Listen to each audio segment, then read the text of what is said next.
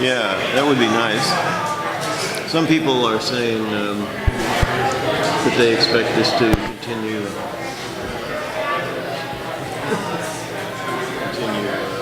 indefinitely. It's like they have this World Telecom Policy Forum after that. And, they have these important potential meetings and so on and so forth. So you'll probably hear about it. Some people are seriously doubting whether anything serious can be resolved in the next 2 years.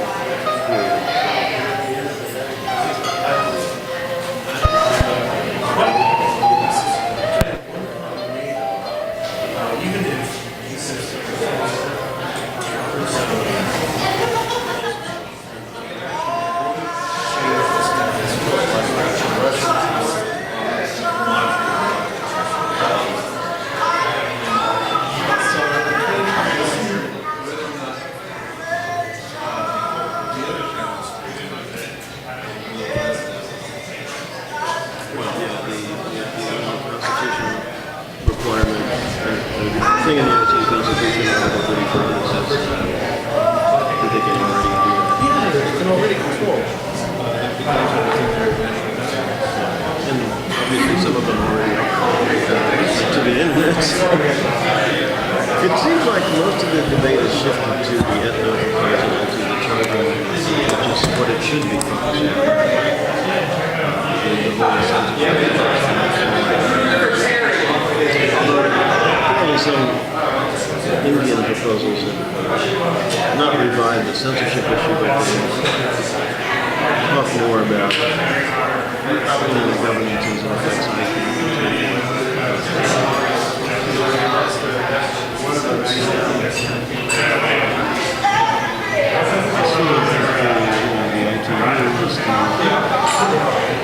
biggest threat.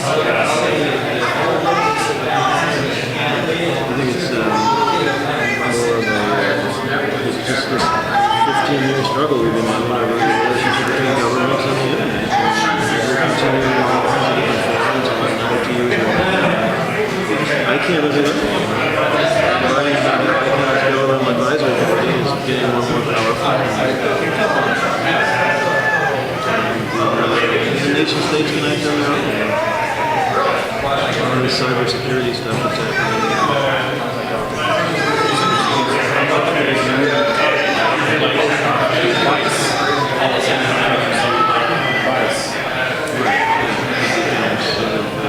They actually, the weird thing about it is that the people in ICANN are not resisting this camel's nose in the attempt to because I think the American government sort of believes that they have to give governments more power to get in order to keep them in the ICANN trade. And they're not looking very far down the road.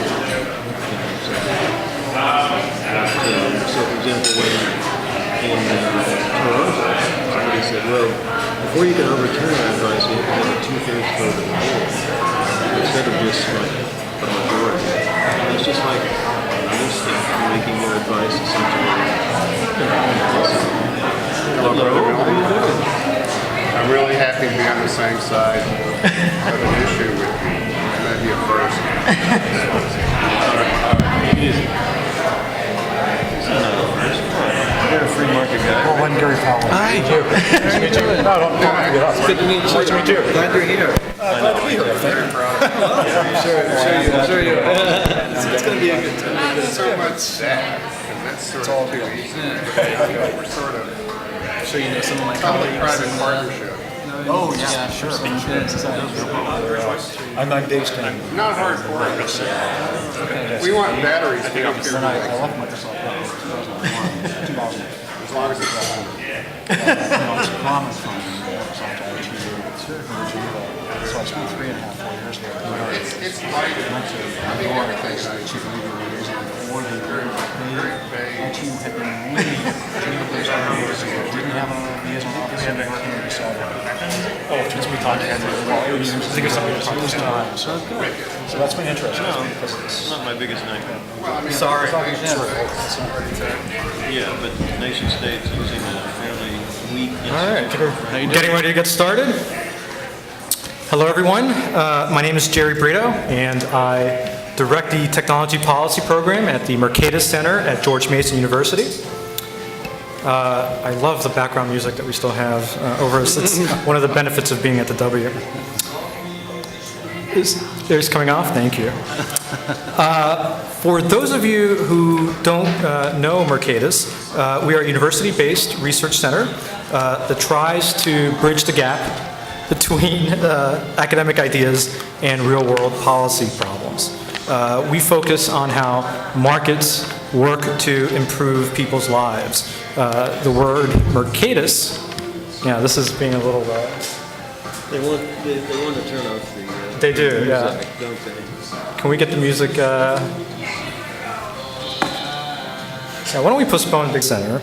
We're a university-based research center that tries to bridge a gap between academic ideas and real-world policy problems. And we focus on how markets help improve people's lives. The word Mercatus means market in Latin. And we do this by training graduate students, by conducting research, and by engaging in educational outreach, such as programs as one today. Today we're here to discuss the World Conference on International Telecommunication, or the WICIT, which will be held in a few weeks in Dubai. It's a once in a generation that governments from around the world gather at such a conference to revise the international telecommunications regulations, which is a UN-sponsored treaty that governs international telecom practices. And this year's meeting is especially important because it's the first revision of the ITRs since the internet and since mobile technology has really taken off. And these questions will be on the table.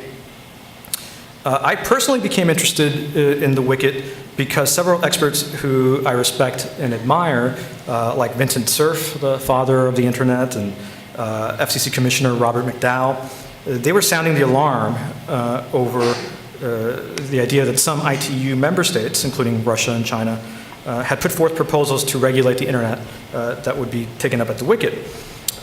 Vince Cerf warned in the New York Times that such proposals quote, raise the prospect of policies that enable government controls but greatly diminish the permissionless innovation that underlies the extraordinary internet-based economic growth, to say nothing of trampling on human rights, which is pretty scary stuff. So I wanted to see these proposals for myself. And what I found, however, is that although these proposals had the potential to affect the internet that we all use and that belongs to all of us, these proposals were not public. Now, they're not classified, and they're not secret, and if you knew someone at the State Department or at a company or at a civil society organization that had paid tens of thousands of dollars to become a sector member of the ITU, you could ask them for the documents, and they would give them to you. But that still meant that the public did not have general access to these proposals. And as a result, I figured that the public would not have a way to have a conversation about how these proposals might affect the future of the internet and be able to weigh in with their respective countries' delegations to the WICIT. So with the help of my Mercatus Center colleague Eli Dorado, we started a website that we mischievously, I must admit, titled wicitleaks.org, where anyone with access to the proposals could upload them anonymously and make them available to the public.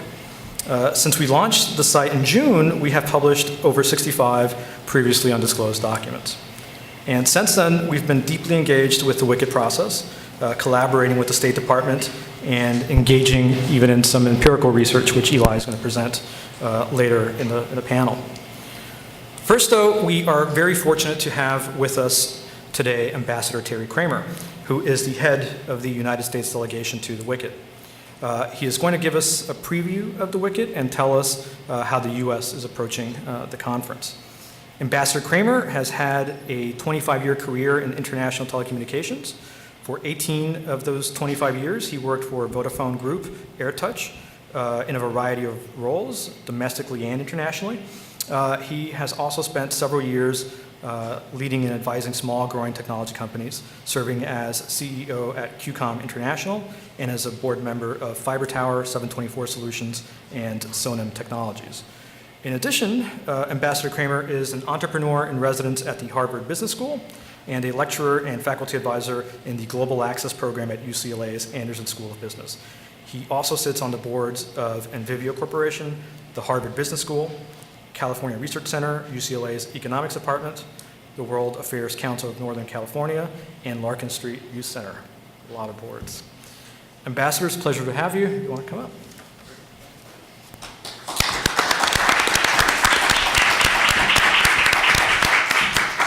So Jerry, thank you, and thank all of you for being here. One of the things I found most encouraging about my work is the amount of engagement that's happened here. It's served us very, very well on the U.S. delegation to have that engagement, to ensure that we're getting our messages clear, that we have a strong outreach effort, because as you know, this dialogue is going on a global stage. Now, let me start out. I always find it's important to start out talking about what is our vision here. What are we trying to accomplish? Because it's very easy to get into a lot of specifics on regulations being proposed and adjustments being made, et cetera, and we don't say, what are we seeking to do here?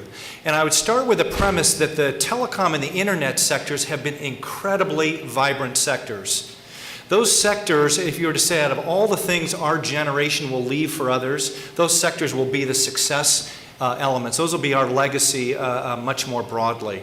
And why are those sectors important and who are they serving? Again, I would think about three constituencies with this. Those sectors are serving citizens because they're allowing people to connect with one another, whether it be via social media, whether it be sharing information, etc. It's helping consumers because of all the commercial transactions that happen, all of the entrepreneurial activities that create value in access to the internet. And then finally, societies. And how do societies benefit? And I think some of Eli's work and others is very, very important here about what type of domino effect do you get when you have access to broadband, access to the internet, and economic growth. So those things are very important vision items here, success of telecom and the internet. Now, if you were to say, what are the two foundational elements underneath those two that support the success in those areas? Number one would be multi-stakeholder governance. In looking at the internet, and you had to point to one thing and say, what construct, what governance approach, what engagement model allowed for success of the internet? It would be getting a variety of stakeholders engaged, sharing ideas, technical expertise, etc., and driving success in the internet. If I were to talk about the telecom space, I would say it's liberalized markets. Markets that have multiple providers of service, that create a variety of options for consumers, that in general drive down prices, that increase broadband availability, that create this domino effect of economic growth. And so those, to me, multi-stakeholder governance and liberalized markets are the two underpinnings of what is important here. So I'd like to talk about the wicket with those ideas and those kind of parameters in mind. Let me start by talking globally about what success looks like. We talked about, again, the internet, and we talked about the telecom sector. There's a lot of hyperbole about, you know, the wicket and the internet being U.S. controlled, U.S. dominated, which I think is actually a very inaccurate portrayal of what's played out. Certainly a lot of the original innovators came from the U.S. But if you look at economic activity of the internet abroad, it's growing at a much faster rate. Just give you a couple of facts here. If you look at the number of internet users and how that number's changed annually over the last 10 years, the growth of internet users has been about 33% in Africa, about half of that rate in Latin America and Asia at about 17%. If you look at Europe, it was about 10%, and the US is 4%. So if you say, where is the growth in users and activity? It's happening abroad. And coming from Vodafone, as was mentioned earlier, is one of the things I've realized is you see waves of technology pass to incremental geographies. Those technologies and the impact on society look different depending on the marketplace. That's the beauty of technology. So when I was in Vodafone, if we went to our Kenyan market, mobile payments was the primary vehicle of offering new service via, again, an SMS technology. The same thing happens in internet with unique content and applications developed in a variety of ways in successive markets. And so understanding the global nature of this is very, very important, because I don't think our position from a U.S. standpoint is or should be a U.S. position. This is a position about what's going to benefit on a global landscape. So growth is significant globally. Let me now talk about specific proposals that the U.S. has put forward, and then I'm going to talk about proposals that have come from others that we've got concerns about, because again, I think it was referenced, there's some worrisome proposals out there. But let me start with ours first of all. We submitted a first tranche of proposals on August the 3rd. And we said in that first set of proposals that we think the review of these ITRs, the International Telecom Regulations, that the principles and the regulations need to be high level, very high level. And the reason we said this is the last time these regulations were updated was in 1988. When you think about it, in 1988, people would say, well, where were you guys, or where was the ITU in all of this in 24 years? But you look at this and say, geez, these sectors have done amazingly well being left alone in essence with high-level ITRs. And there's an interesting kind of phenomena I know in my corporate background that, I think anybody that's in a leadership role wants to get in and do things. We all want to help out, we're bright, we're ambitious, etc. But that tendency tends to cause us to go in and tinker with things. In many cases, it's not helpful. And sometimes the best thing to do is understand that things being left alone, especially when you get to the internet, which requires this vibrant, distributed environment that's going to look different in different places, that creates success by itself. And so keeping that set of parameters we think is very important. And we said make these ITRs high level, ensure that any recommendations that come are voluntary in nature, and make sure we're focusing on telecom services. Because these were originally set up for the telecom sector, not the internet sector. And if we adhere to those, we allow for flexibility. The worst thing that can happen here is these ITRs get updated in a prescriptive manner, and we end up having to come back in a year or two and adjust them because they were rigid. They were fixed for what was going on in 2012, not contemplating the amount of change that's going on literally over the next few months and few years, etc. So that was our first set of proposals that went out. We sent out a second tranche of proposals 2 weeks ago. And we sent these out to start putting forward more of our vision. Because people said, listen, the United States is saying no to a lot of proposals that are coming in from a variety of nations. You tell us, what do you believe in? What do you think should be the way the sectors are going to grow? And that drove us to launch our second tranche of proposals that talked about the criticality of liberalized markets. That if you want to drive broadband access, there's only one model that has been proven today to work. And I think the views about pragmatism, about what works and what doesn't work, etc., is a very important philosophy here. Liberalized markets have accelerated broadband deployment by having multiple providers of service, by having public-private partnerships, by encouraging innovation in business models, and I think of India as a great example, where there's network sharing with the mobile operators that allows builds in remote areas, that all of that liberalized market is what has really been proven one-to-one to create that growth of broadband. We also identified in the second tranche of submissions our comments that came out of our region, the CTEL region, which is South America, Central America, and North America, where we talked about cybersecurity. Cybersecurity is a very hotly discussed item. And by the way, on this issue, I think it's a great example that there are a lot of problems in cybersecurity. If you look at malware attacks, there's 67,000 a day. The number has doubled over the last 5 years. The incidence of spam is increasing, etc. So there's no debate that it's a problem. However, what the issue is how do you solve that problem? And do you believe there are single organizations that need to solve this? Regardless of who the organization is, but where's the best solution?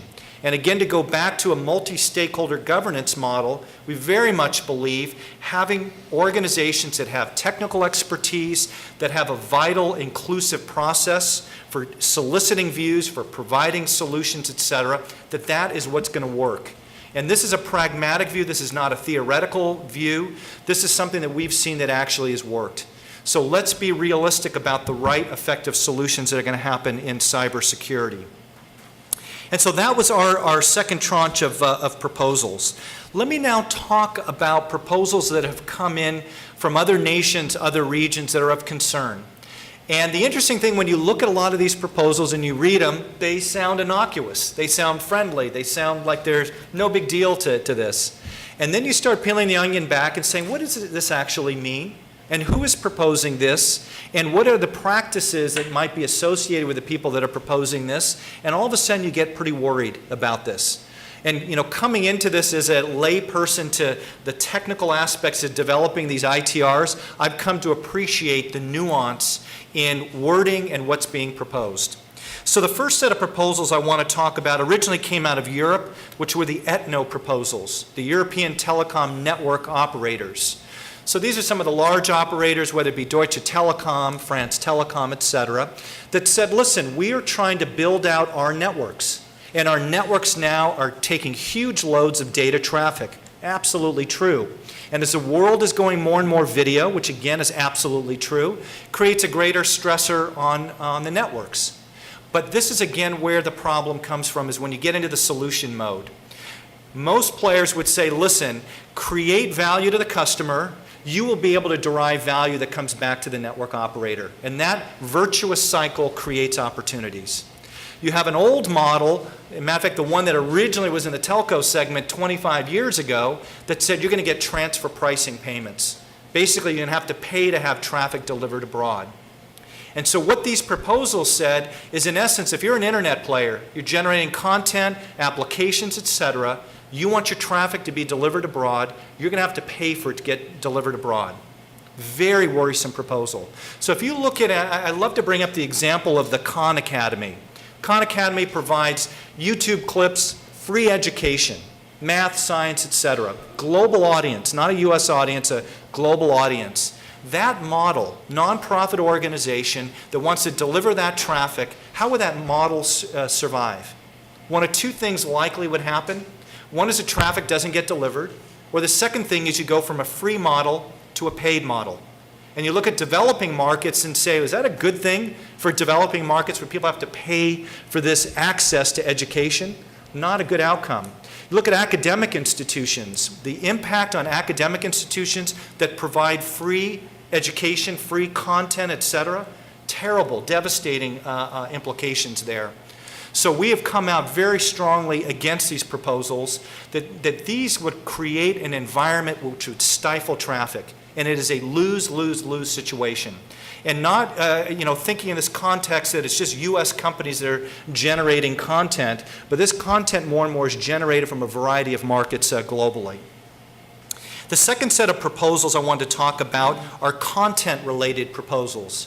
And these proposals get into what happens with content that is delivered and who has the right to see and do what with what content.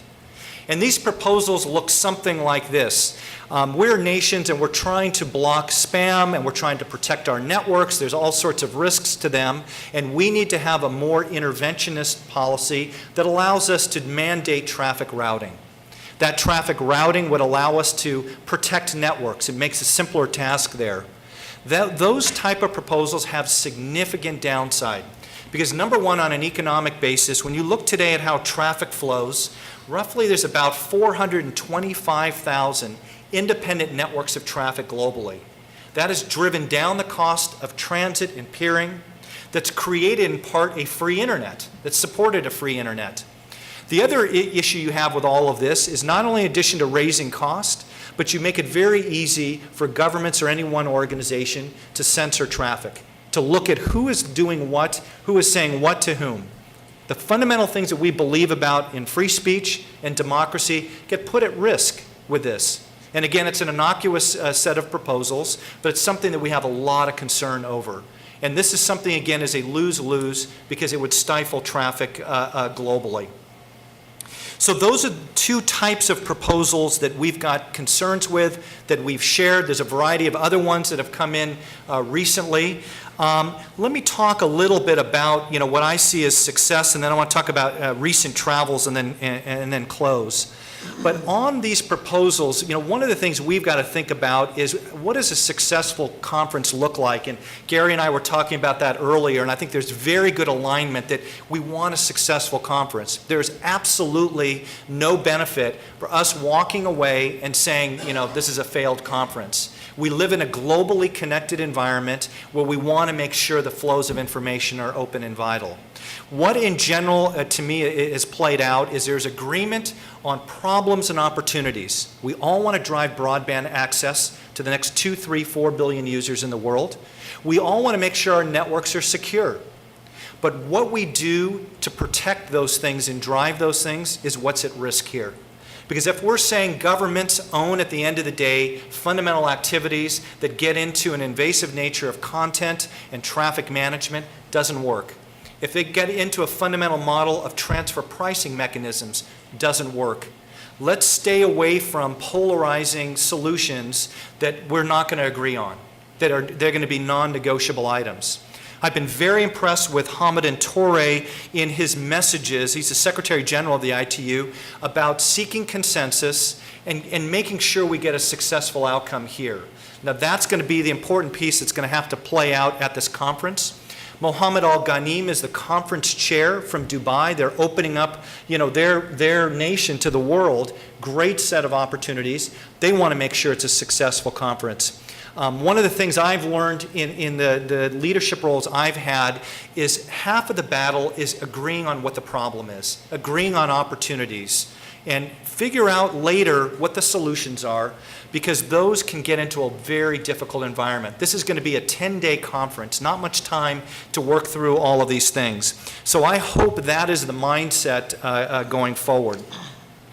Let me share a couple of thoughts on recent travels and proposals that have come in, et cetera. I was at the Internet Governance Forum last week in Baku, and what a great conference to see the vitality of multi-stakeholder governance. The input about what makes for a successful internet, about where it goes in the future, how do you get broad engagement and participation was very impressive. I had about 20 bilateral discussions. As you can imagine, we're doing a lot of outreach work, sharing our views with a variety of nations, in turn hearing theirs, and trying to work towards agreement. So what I would say, first of all, on the bilateral side is we have a fair number of like-minded colleagues in a variety of the European nations. Very, very encouraging. Common views about rights of citizens and consumers, about business models that work, et cetera. So very good agreement there. Same thing in parts of Asia. We have very good partners there as well. In Kenya, a very good partner seeking to help communicate broadly in Africa about the benefits of liberalized markets, about the benefits of multi-stakeholder governance. I would say in aggregate in Africa, there have been a variety of proposals discussed that have been very worrisome. And this came from about a month ago, predominantly a lot of French-speaking African nations, but there's a lot of other nations there that really need to be speaking up on these issues that are now taking a lot of good interest there. We need to be working with them. That's a critical focus of ours. Where the areas where there were concerns, again, I'm speaking in full candor here. In India, there were a set of proposals that came out last week that were candidly surprising. India, one of the world's largest democracies, a great, vibrant broadband and telecommunications sector. I've come from, again, a company that does business there, that has done a great job there. And the set of proposals that have come out of India have talked about things like Equinet. And you'd say, well, what does that term Equinet mean? Well, it's equality in network builds. Well, it implies basically a transfer pricing mechanism where developed markets need to fund developing markets. And again, no question about the need for funding for building out in developing markets, but how you do that so you don't create a bigger problem with loss of traffic is a big issue. There's also a variety of nations, and India had intimated this, about information security, about processing, putting those definitional items into the wicket. Very worrisome again, because all of a sudden you're shifting into the internet space, which we don't want to see. So we're going to spend more time with India. We've had a great relationship overall with them. We work with them in a lot of things, but we do need to be spending time there sharing our views. Brazil, I would say the same situation. Obviously a vibrant, growing economy, good relations on a lot of areas, but we need to work with them because there are a variety of proposals that, again, we don't yet see eye to eye with. And we need to find this common ground. So in terms of the next 2 or 3 weeks, the number one priority we have on the U.S. delegation is outreach. We need to be working with as many nations as we can, hearing their views, sharing our views, and getting to a common agreement. And again, getting a common agreement is important here because we have a lot of organizations that do business abroad. We don't want to isolate ourselves. That doesn't benefit anybody. But we need to find that common agreement without violating our core principles. Our core principles about charging models, our core principles about free speech and democracy and not allowing areas to be violating those activities, that we're not going to violate those. But there's a variety of other areas we definitely can be talking about. So that is going to be our challenge and our opportunity the next 2-3 weeks. Let me just say in closing before we take questions that the strength and beauty of the U.S. system to me has come across. It's been fascinating traveling. We've got a vibrant U.S. delegation of 100 representatives. People from U.S. government, people from civil society. Eli is obviously on our delegation. We've got people from industry, from the internet side, from the telecom side, and they've been hugely helpful in several areas, crafting our positions, making sure we communicate those positions on an outreach basis is an absolutely essential activity. And I would ask all of you the extent at which you agree. The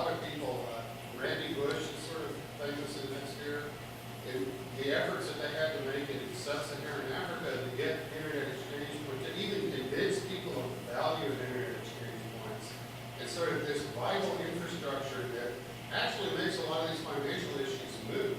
Right. So what about the idea of establishing, making a proposal to establish some sort of international fund to build internet exchange points and other infrastructure connections to undersea cables and all that to alleviate these problems for the developing world? Yeah. So it's a great question. Let me first frame it in what would success look like out of the conference, because you have to say where do all these proposals go? We don't like the ones that have been put on the table that have to do with sending party pays, et cetera. One of the things I think we should be thinking about is a broadband 2.0 environment. What does broadband 2.0 look like in terms of models for success for broadband deployment going forward? And I would just broaden it from what you said. It's a broader piece that says, what are some of the best practices in spectrum awards, in public-private partnerships that have worked the best? What results have they created? By the way, Google's made a lot of the investments you've talked about. What are the range of public-private partnerships that can happen? What environment needs to be created where people are going to invest in these markets? And then importantly, what has been the downstream positive impact of these investments that have occurred and content development that's occurred, et cetera? So I think that's a very interesting idea, and I could see that as one of the successful ways we exit the conference. And we're going to need to think about it. Maybe you'd like to help us think about what does that look like specifically? Because we do need to put things out in earnest that are solutions that can work for the future without going to solutions that are counterproductive. So completely with you. Other questions?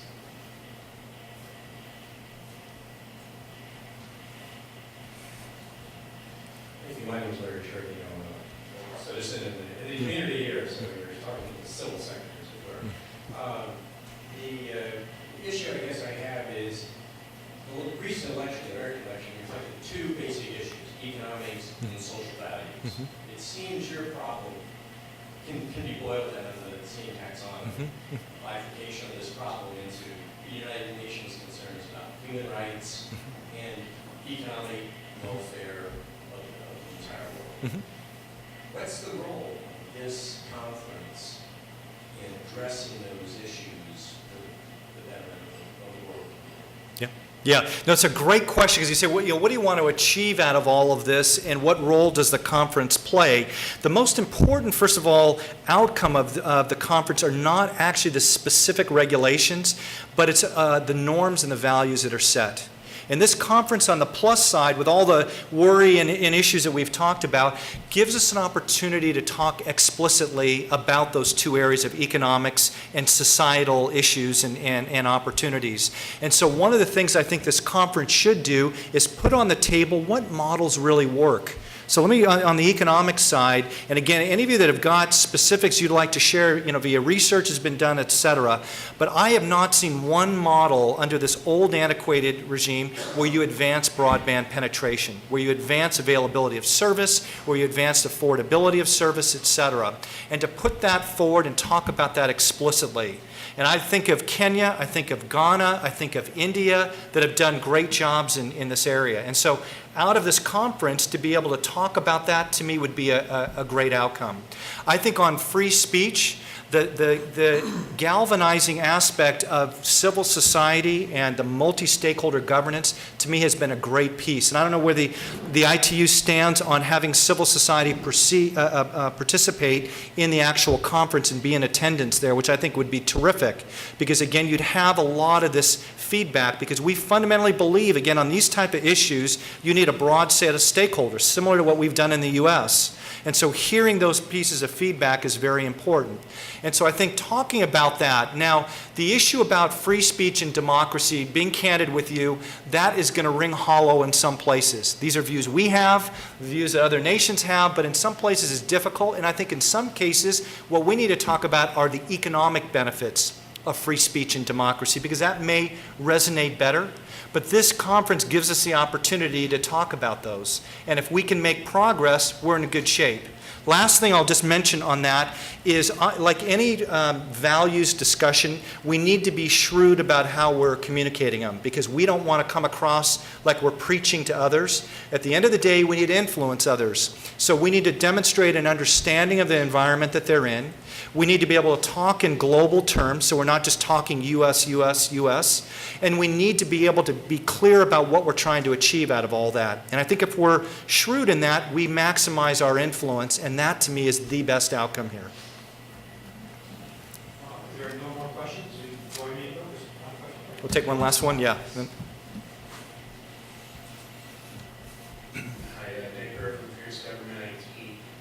You mentioned areas where you might have flexibility. You talked about areas where you'll be insistent against meeting certain proposals. What are the areas of flexibility? Okay. Let me first start with clarity about where we're not flexible, because I think some of these are table stakes to other discussions or gating items to other discussions. Number one, the definitions that are used, telecommunications and how you define that, is an absolutely critical one. If we get into an environment day one that says we're going to look at ICT, we're going to look at information processing, all of the kind of internet-related terms, that is not an acceptable start and focus, and we might as well not waste our time. We need to also think about what agencies or organizations are subject to the proposals that are going forward.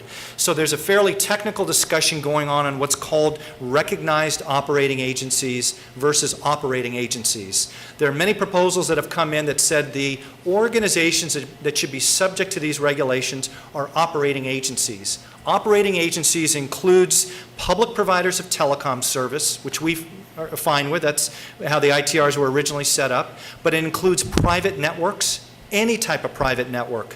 So anybody that's got, cloud-based computing and, private internet networks, et cetera, potentially are negatively impacted there. And government networks are impacted, including the humanitarian activities of a lot of government networks. So we are not comfortable with that, because again, that broadens the scope and creates a huge amount of complexity about what are all these terms mean, knowing you have all these organizations that are affected. So what are the areas we can be flexible on? And again, I don't want to go through my exact negotiating strategy, because we want to do that when we get there. But let me give you an example of mobile roaming. Everybody wants to see better mobile roaming rates globally, but we got to be careful about how we're achieving that. Because again, regulating that, rate regulation there, sets a message out that you believe government should then be intervening in the following 5 or 6 areas. So if there's an opportunity to talk about how we can enhance transparency of rates, transparency of usage, that would be an area that we could live with, that we find acceptable. Those would be the types of areas that are okay. But the fundamental ones on economic models or things that violate potential freedom of speech and democracy, those are not. Okay. Thank you all very much. See you. Okay, sure. Take care. It's good to see you.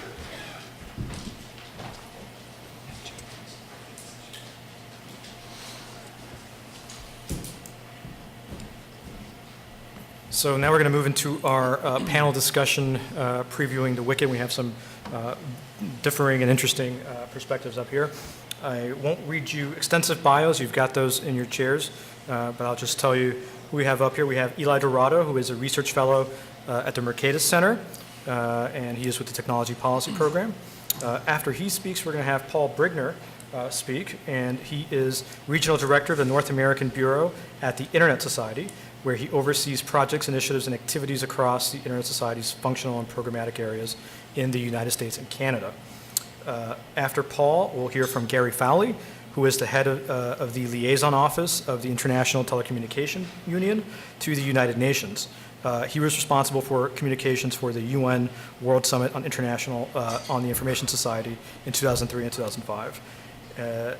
And until 2009, he was the chief of the media liaison for the United Nations in New York. And after Gary, we'll finally hear from Milton Mueller, who is professor at Syracuse University School of Information Studies and Access for All professor at the Delft University of Technology in the Netherlands. His research focuses on the property rights institutions and global governance in communications and information industries. Milton is one of the world's leading experts on internet governance, and his book, Ruling the Root, is considered the definitive account of the political and economic forces behind the creation of ICANN. So we have a really distinguished panel, and we'll start with Eli. All right, thanks, Jerry. I should preface my remarks by noting that although I am on the U.S. delegation, the views I express today are purely my own, not necessarily those of the U.S. government. Ambassador Kramer speaks for the U.S., I do not. So as Ambassador Kramer mentioned, one of the issues that is likely to come up at the Wicket is that of sender pays. Sender pays is, in fact, the default rule for the international telephone system today. If you call someone in France or Thailand or Argentina, you pay a per minute charge to your phone company, and they pass along a fee to your friend's phone company, and your friend does not have to pay to receive your call. The internet does not work like this, right? If you want to send data to your friend overseas, you and your friend both have to pay for your own internet access, but then the international data transfer is typically unpriced. So this enables products to exist like YouTube, where it's a lot of intensive bandwidth, and I believe that Ambassador Kramer mentioned the example of Udacity. We like to think at Mercatus about Marginal Revolution University. Marginal Revolution University, which is where our friends Tyler Cowan and Alex Tabrock teach a development economics course to the world for free. And that data is available on an unpriced basis globally, worldwide. So the shift from sender pays on the phone system to the system of unpriced internet transfers, like any important shift, creates some winners and losers. And arguably the losers are the telecom companies and the governments who rely on those international phone calls for revenue. So these parties can no longer tax foreigners. They can no longer export their tax collections. So it's not too surprising that some companies and governments that lose revenue from the internet model want to return to a sender pays model for the internet. As Ambassador Kramer said, this proposal was originally raised by ETNO, the European Telecom Industry Association, in the preparatory process. They've backed off of that proposal, but the proposal may be picked up by some African states or some Middle Eastern states. So we haven't seen entirely the death of sender pays and related proposals. One of the arguments used to support the idea of sender pays for the internet is that it would provide much needed financing for building out telecom infrastructure, especially in poor countries. By charging higher rates, companies or governments would be able to afford to expand the network. So this is actually an empirical claim, and I decided to look at the data. So we can't say for sure what sender pays for the internet would look like, but we have a pretty good idea of what sender pays looks like in the context of international telephones.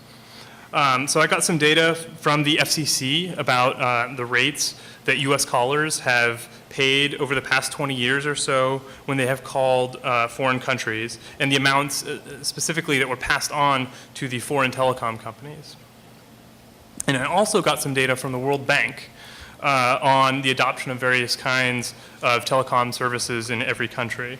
So I figured if there's anything to the claim that higher rates lead to greater investment in telecom infrastructure, then there should be a positive correlation between US payouts to foreign countries and adoption of telecom services in those countries. So let's take a look at the data if we can. Here we have growth in telephone lines over the last over an 18-year period, telephone lines per 100 people. So the vertical axis here is the change in number of fixed line telephones per 100 people in that period. So higher up means that they've had more fixed line telephones, lower down means that they've had fewer. And then the horizontal axis is how much on average did it cost to call this country in this period, or at least what is the foreign portion of that cost. And so you see not much of a relationship there. The line is pretty flat. So if high rates lead to greater build out of fixed line telephone systems, then you would expect countries to cluster in the top right corner of this graph. So because they're charging a lot, right, and then they're investing a lot. You may notice, do see some countries in the lower left-hand corner. So those would be countries that are not charging very much, and maybe they're not investing very much in their fixed line systems. So do these seem to be the countries that can't afford to invest in fixed line telephone systems? No, in fact, they're actually wealthy countries that are moving beyond the fixed line systems to maybe mobile-only communication systems. So to get a complete picture, maybe we need to look at mobile telephone adoption as well. So I've done that in the next slide. The vertical axis here is the growth or the increase in the number of mobile cellular subscriptions per 100 people. And the horizontal axis is the same as in the last graph. So again, we don't see a positive relationship like we would expect to see if the story about sender pays leading to growth of infrastructure were true. And here we see exactly the opposite. We see a negative relationship. What about the internet? So on this slide, we have the growth in internet users per 100 people. So for many countries, there were no internet users in 1992. But since then, we've seen a lot of growth.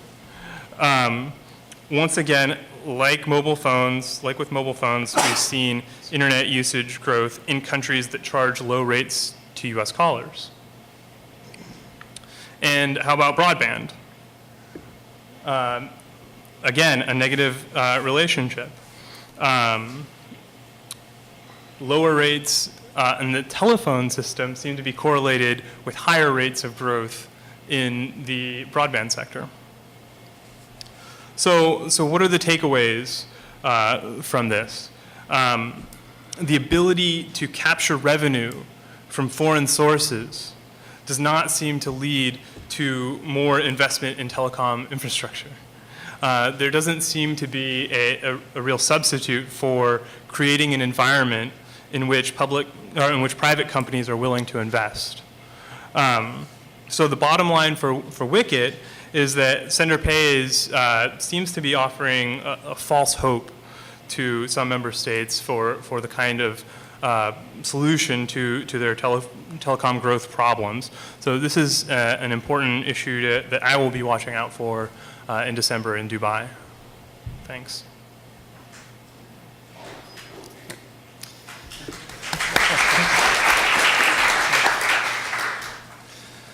Hi there, I'm Paul Brigner. I'm Regional Bureau Director for the Internet Society. And I first want to tell you just what the Internet Society is, because I do see a lot of familiar faces in the room, but I see many that I don't know, and I think it is important that you know about the Internet Society if you don't. So we are a global nonprofit organization dedicated to ensuring the open development, evolution, and use of the Internet for the benefit of all people throughout the world.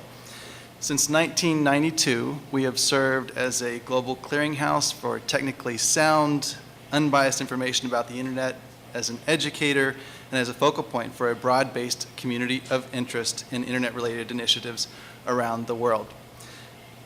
Significantly, we provide the organizational home for key Internet standards development bodies, the Internet Engineering Task Force, the Internet Architecture Board, and the Internet Research Task Force.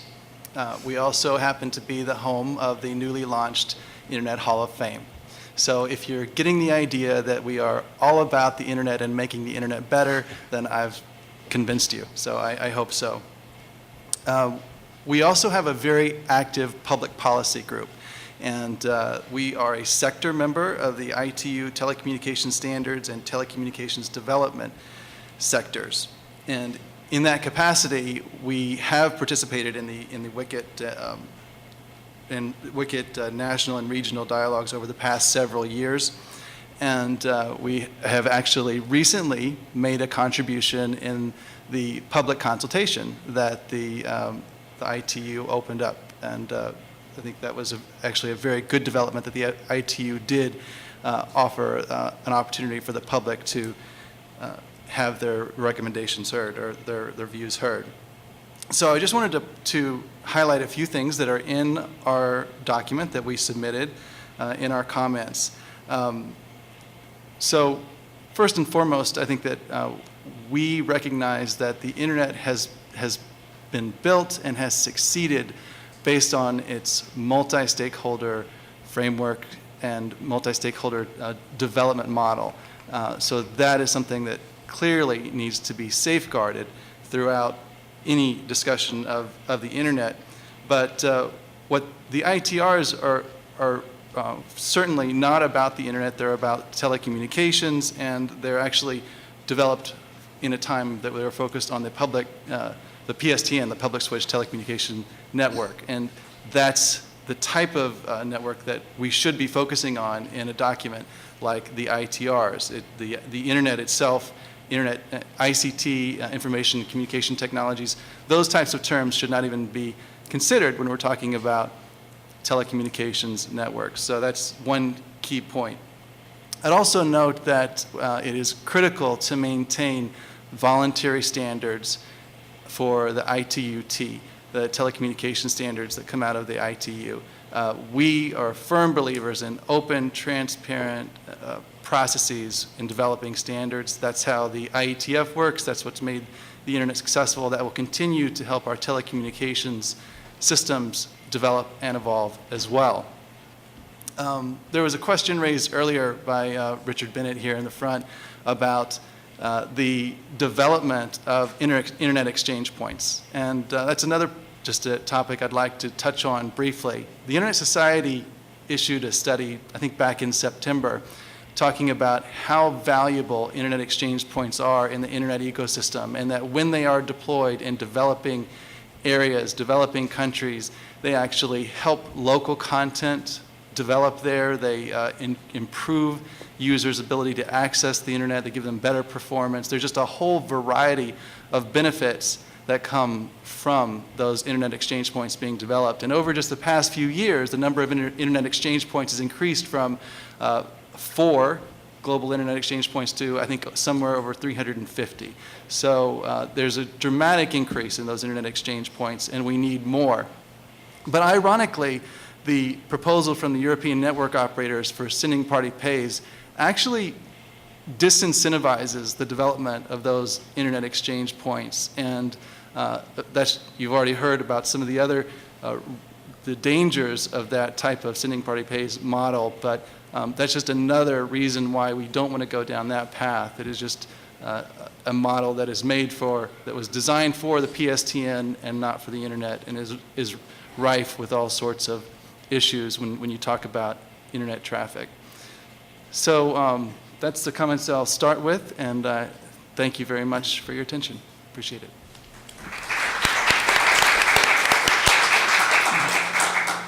Thank you very much. I'm Gary Fowley from the ITU, in the ITU Constitution.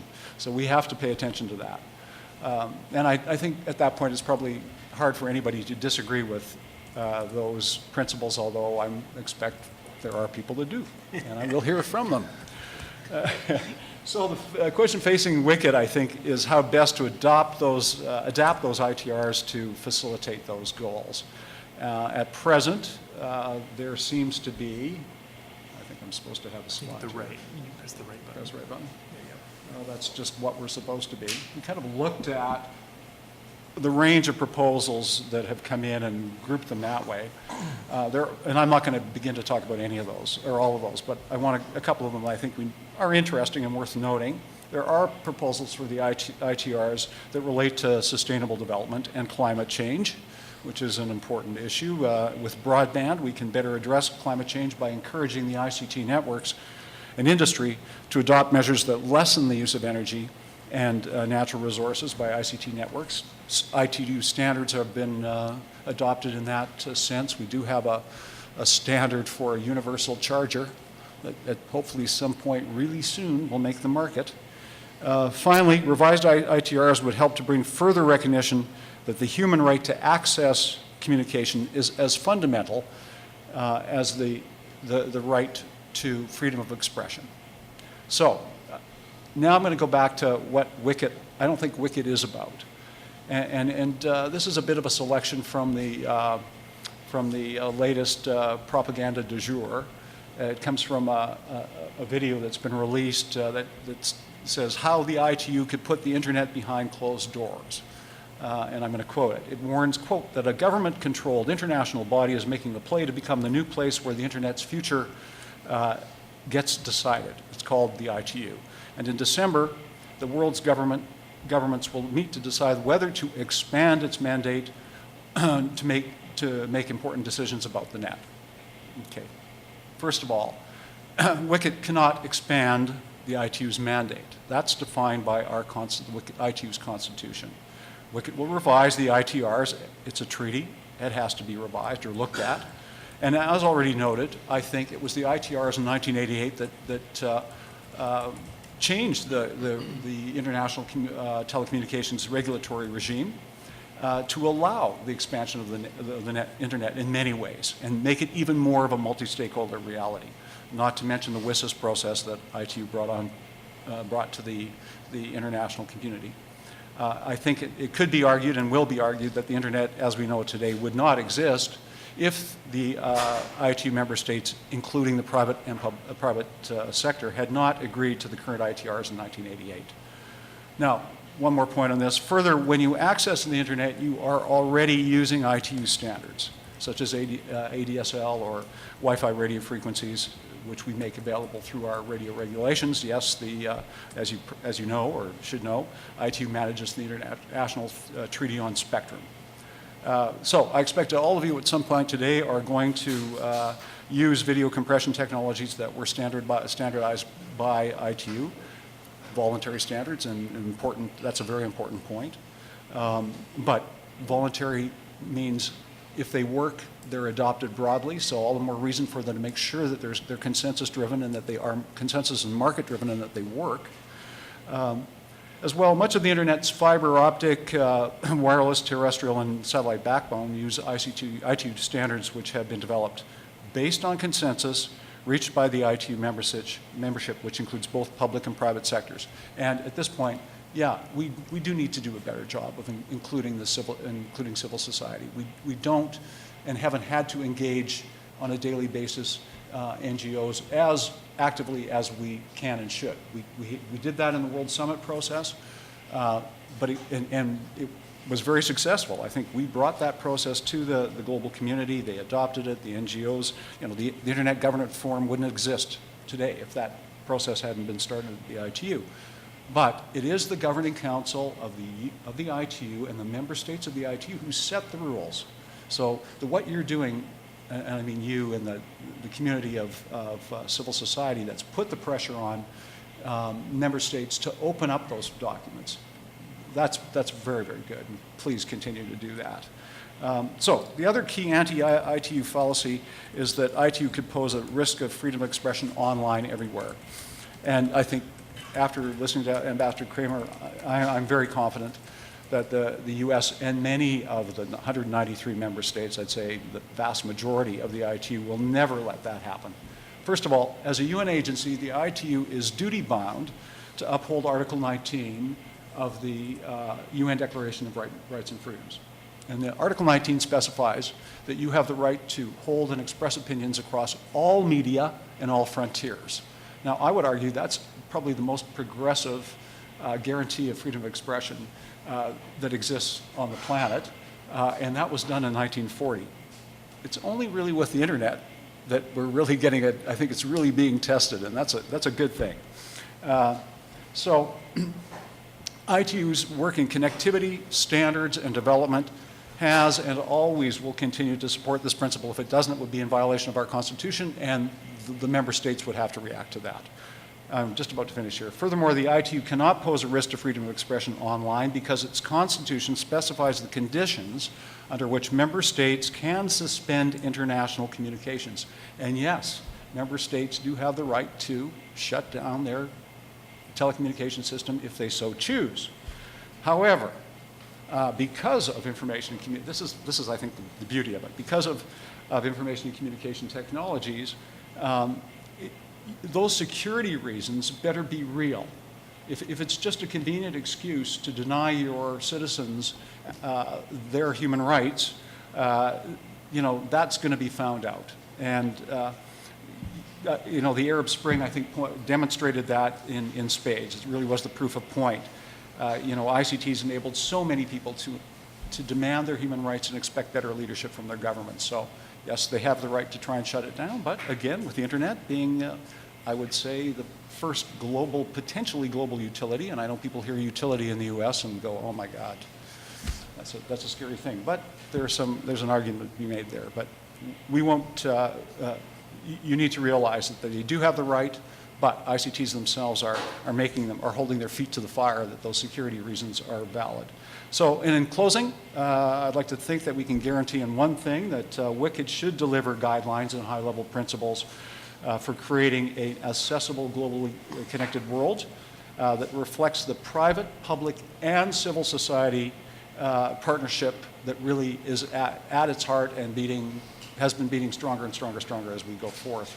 So I think, the stakes are high and the discussion has been very heated, but that doesn't mean it can't be rational, fair, and objective. And we're confident, I think, that in 3 weeks' time when we meet in Dubai, actually in less than 3 weeks, that's exactly what's going to happen. So thank you very much for this opportunity.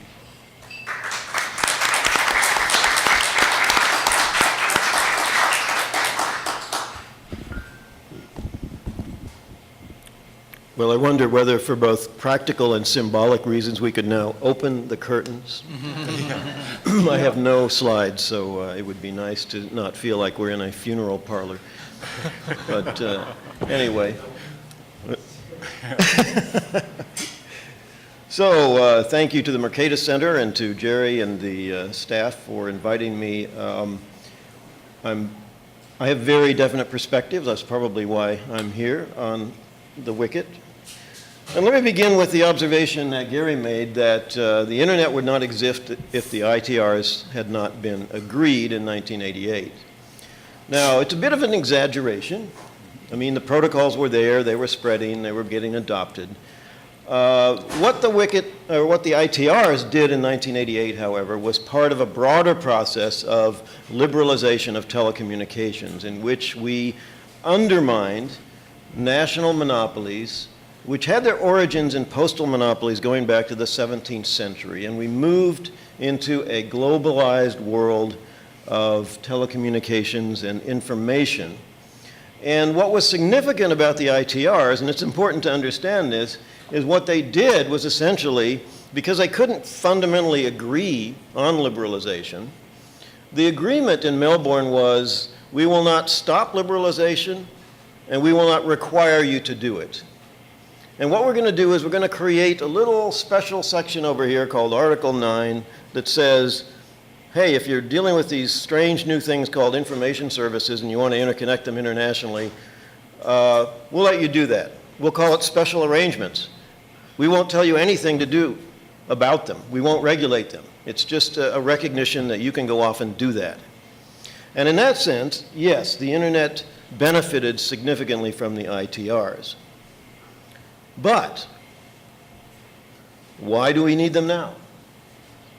What do we need them for? This is where I think my position actually departs also from the US position. Indeed, it raises interesting questions about residual institutions, things that hang around after their original function has been performed, and they, it's almost impossible for intergovernmental institutions to go out of existence. They just kind of hang on and try to think of new things to do. So what do the ITRs do, or what could they do today? Well, the U.S. believes that because there are references to the Melbourne Convention in existing interconnection agreements among international operators, that it would be scary and destabilizing to throw them out completely. And Gary has a very ambitious sense of what they can do. They can make access affordable and equitable. They can contribute to sustainable development. And they can do all kinds of good things with ICT innovation, encourage ICT innovation. I'm not sure how they do that by regulating the operating agreements between telecom companies, but anyway, there's some ambitious agendas there. Which is why I think we probably should get rid of them altogether. Sorry, Gary. Well, they have to be reviewed. That's an outcome. They have to be reviewed, yes, I know. We lost our opportunity, but what do the ITRs do with respect to interconnection of internet or information services that the WTO agreement doesn't do? The fundamental things you want are non-discrimination, market access, basic principles of fair and free trade. And since telecommunications and information services are indeed a form of trade in services, it's not clear to me that the ITRs can do much good if we were willing to make that jump. On the other hand, it's clear that they could do a lot of mischief by hanging around, and that a number of countries, and Gary shouldn't be blamed for this, and the ITU Secretariat should not be blamed for this, a number of countries see them as something that they can load their agenda onto, because the other places to do internet governance are not intergovernmental. They are not where one state, one vote. They have less power in those forums than they have in the ITU. So, this is just something, this is an accident waiting to happen, I think. Probably we will get something out of the ITRs that is not that damaging. As you all know, I've never been somebody panicking about the whole thing. But I'm still questioning why we need them at all. And I think the real issue is the future of the ITU in internet governance, not the ITU as a whole, but the ITU-T specifically, and more broadly, the future of intergovernmentalism. And I believe that we should be making a clean break with intergovernmentalism when it comes to the internet, that we should be promoting the so-called multi-stakeholder, or rather private sector, civil society-led forms of governance, that they should be based on new institutions that evolved organically with the internet, and that we really should make a clean break with intergovernmentalism as a matter of policy, and because there is no way in which the demands and needs of governments can be adequately reconciled with a completely free, global, open internet.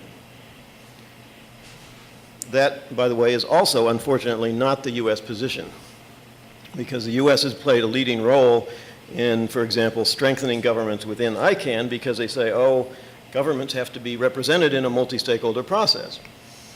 And so what they're going to do is they're going to create a little mini United Nations inside of ICANN, and 10 years down the road, they're going to have the same problems with that they're having with the WCIT. So let me turn from that incendiary talk to the ETNO proposal. I have a different take on the ETNO proposal, particularly after having talked to some of the European operators. Basically, the ETNO proposal is an attack on, an attempt to circumvent European Commission regulation.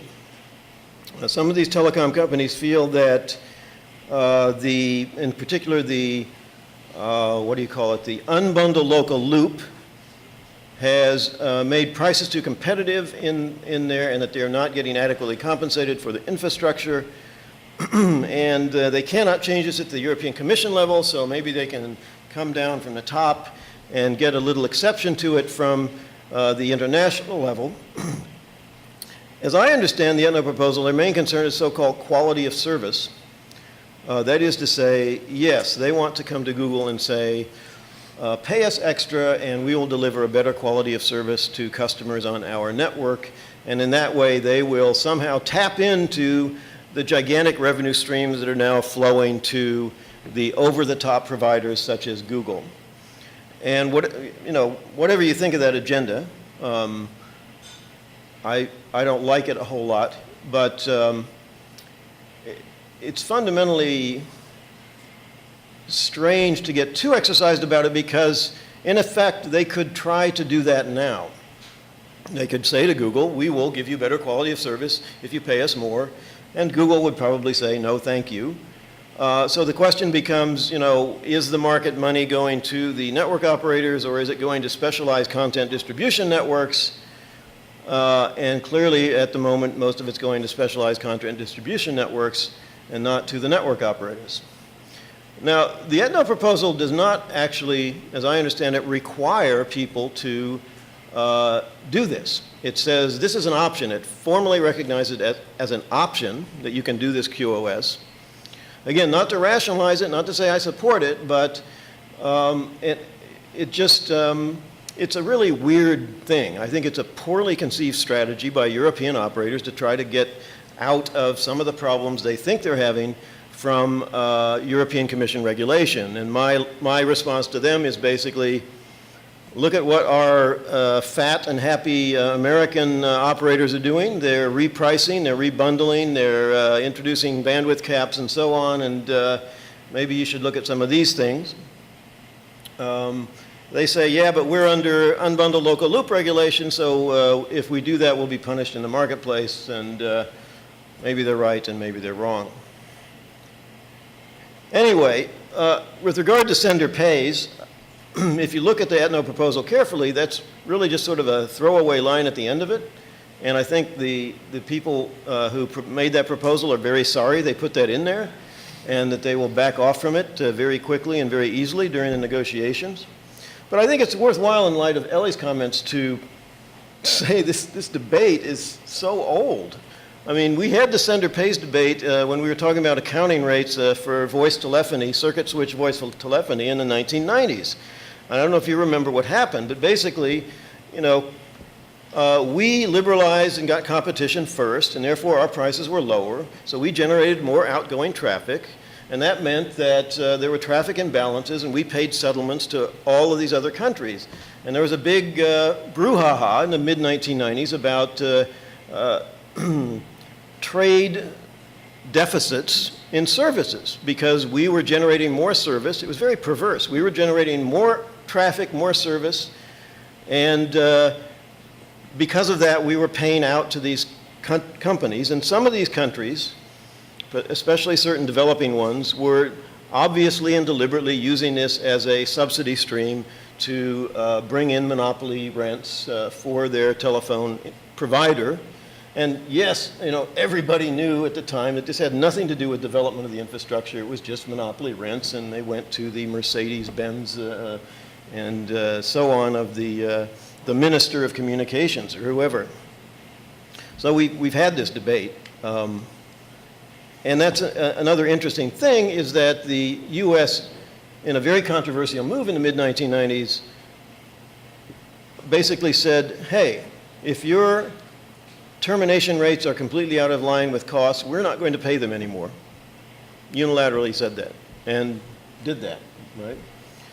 And even when they didn't do that, all kinds of new technologies started kicking in, callback, refile, which allowed us to arbitrage those discrepancies in rates. And again, if they do something really stupid with the ITRs that would create crazy prices, the same thing would happen again. So that's my take on the ITRs, and thank you very much.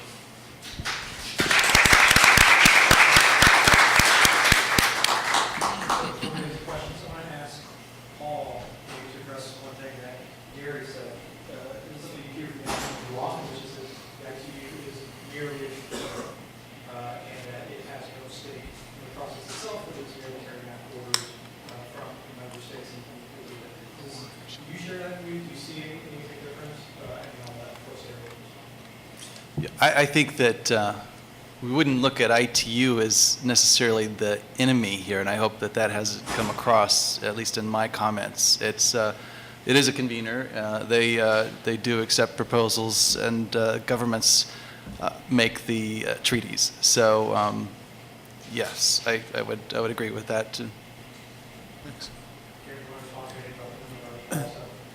Well, again, the rules is that this is an intergovernmental agency, for better or worse, for forever or not. But the rules are basically the UN rules. I mean, the sense of the way the process operates, and intergovernmental agencies, we manage the process. We don't dictate anything. It's up to the governing council, which may 40 some members who decide on behalf of the 193 members who have a big impact on what the rules are, but they have to conform with the Constitution, and that Constitution can only be changed by 193 member states, like the UN, and as the UN is structured. But it takes this to make those changes happen, and sort of one country and one block, regional block at a time. So it is what it is, my friends. Any questions? Question here? No, but I think maybe because you're the last one to speak and you're in a short-term memory. But you made a couple of really important points on that. The annual proposal, I've read it, and it has the magic words where appropriate in actually the city party page, which to me, that's what we do today. Some people page this page sharing, and that's used where carriers deem appropriate. But of course, it has a whole different meaning when it becomes part of a treaty as opposed to a deal with two countries. And the quality of service thing, I think you're right, that's just like the financial problems that the European carriers have, the minimum quality of service thing, it was a feature of a particular form of the net neutrality that they took in Europe.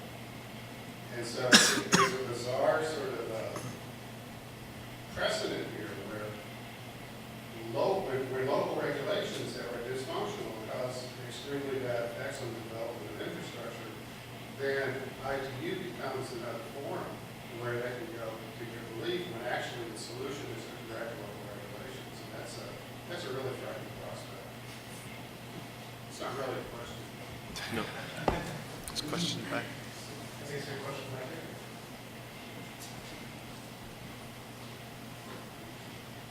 Hi, Dan Bretter, Hope Levels. Quick comment, Elliot. I was very impressed with your report, the last couple slides. It would be great to see whether regression for things like computer availability, price of computers, and so forth also would affect that downward trend on the last slide, because I think the last slide was very important for the debate. And this is a comment for Gary. It's a little bit of a criticism, I think, and you might want to react to it. And that's what I think the Ambassador Kramer says. We have to be very careful about somehow slipping in ICT and internet into the discussion of the ITRs. And it may be that, as Newton says, the ITRs are simply outdated. They were important for a period when telegraph and then telephone needed international nations to do or nation states to do the negotiating. And today, with the increased privatization, that's not important. But to the extent that the ITU extends its authority or hegemony over ICT, we're running into the exact problem that I think is a non-starter for the U.S. delegation and U.S. position. I wonder what your reaction is to that, and what you want to react to. Well, I think my reaction is, good point, you're right. And remains a difference between telecommunications and ICTs. Telecommunications are one element of that. But as voice, video, and data converge, that line has become so obscure to some extent that it is hard to define. But we have to stick to the knitting. You're right, telecommunications. But I'm going to go back to the high-level point that I made earlier, that I think that is why for those of us who followed this, I first covered the ITU as a reporter for The Economist in 1985 when they were dividing up the satellite space, and the developing world couldn't put a tin can in a 10-foot orbit, but saw the potential of that, and the developed world wanted to prospect across the whole spectrum. So, it's that kind of high-level principle. We're now at the point where I think with the internet, we're seeing things like, utilitarian aspects that cross borders. Yes, with water, power, and transportation, you could have complete sovereign control at the board, and you could turn it off the power, gas, et cetera. With the internet, and because of the convergence of voice, video, and data, and the modalities that support them, that isn't so easy, and becoming less so. So it's good to have these debates. I don't think we can, telecommunications is this, and other technologies are that. They are, but they're becoming more entwined. So we have to, and as I'm always going to take the high level on this. I'm a reluctant economist at best, and I'm always going to go to the macro on this, and that's the perspective that I have on it. But you're right. This is about telecommunications, not about ICTs. So I'll just add on the regressions that I have run a number of different permutations in terms of what else to control for. And I haven't run with availability of computers, but I have run with GDP per capita, which probably correlates very closely with availability of computers. And that doesn't really change the fundamental story. The story is still the same. Well, just responding to Gary, I guess if this is about telecommunications, and why are there so many proposals about ICTs? Not, again, that I'm holding you personally responsible. I just think it's, the explanation I have is that, again, it's a question of forum shopping, and that the countries who can't get the kind of internet governance they want from the organically developed internet institutions are going to the ITU, A, because they believe in intergovernmentalism, and B, because they have more clout in that forum. And if they can expand the mandate to include ICTs, then, it's a very bad thing. Not so much in the sense that it will necessarily be bad regulations. It will just be almost meaningless regulations. There's no, ICT is so vast. Anybody who thinks that there's a single entity that can regulate ICTs doesn't understand the sector. And I think there's general consensus on that. And forum shopping that's a very interesting concept, because they aren't in the Internet Governance Forum. Everybody loves the Internet Governance Forum for 3 days a year, and then people have concerns about it. That whole review that's going to be reviewed. You think this is a discussion now? By 2015, there has to be mandated, for better or worse, by the UN to review the World Summit of the Information Society outcomes, and the Internet Governance Forum will be reviewed. So that's another point at which we'll be looking at these issues and deciding if things have converged for better or worse. And I think it's going to continue on the convergence side, and defining ICTs it's just too broad. So actually, I'd like to Paul respond to that. If technology moves too fast to be regulated, if the bottom-up institutions sort of outside of the reach of governments, one shouldn't be worried about the regulation. What is the government process that should concern us? Well, certainly the WICET process could attempt to lock in different payment systems. Of course, with the ETNO proposal, it could lock in standards. It could fundamentally prohibit the bottom-up process from continuing to work in the good multi-stakeholder form that it has. So there's a significant risk there. Is that what you're saying? Yeah, specifically, I just can't see how it isn't, anything coming out of this process will prohibit a process that we just said, right? I mean, how is it that obstacles stop the thing because IETS doesn't be substituted for something else? If there's a treaty that requires the adoption of ITU standards, that would prevent IETF standards from being used potentially, for example. You could go into many, I think, different scenarios there, but when governments do mandate specific solutions, then the agile nature of the multi-stakeholder process can easily be hampered. So I think in many ways that could occur. Right. Mm-hmm. Any other questions? This one here. Hi, my name is Emma Alonso. I'm at the Center for Democracy and Technology here in DC. And I had a question for Gary actually about civil society participation in the WCAG itself. And I really welcomed hearing your comments about the need for increasing society participation. And we've heard that there is the possibility of member states voting at the beginning of the conference to open maybe plenary sessions or some other parts of the conference to civil society who aren't parts of delegation but are there maybe with the press to try to participate and engage in the conference itself. Is that actually something that's on the table? And then I was wondering, you mentioned the governing council of the ITU or of this written process as who needs to be pressured for more civil society engagement. Is it just the council that votes, or would it be put before all the member states? It would have to go from the council as a recommendation to the next plenipotentiary conference, so all the member states would have to endorse it. But based on what the governing council says, they would probably do that. I don't know specifically on the civil society. There are the rules of who has what and can say what. But this is going to be webcast, or better be webcast, or I'm going to be in trouble here.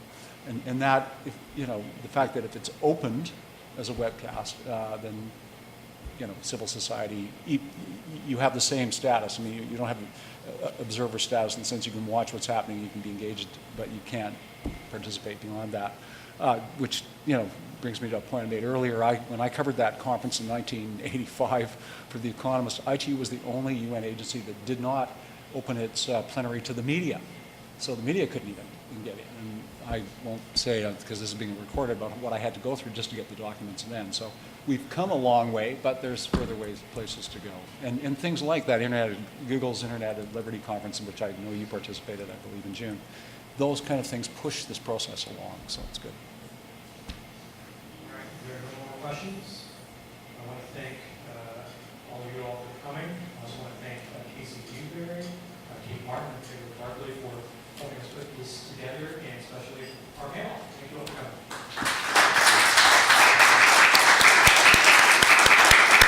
Another example. It's really good to meet you. Good to meet you, too. Yeah, I look forward to hopefully crossing paths with you, and maybe we can follow up after this event tomorrow. It's good to see you, Dan. Hey, dude.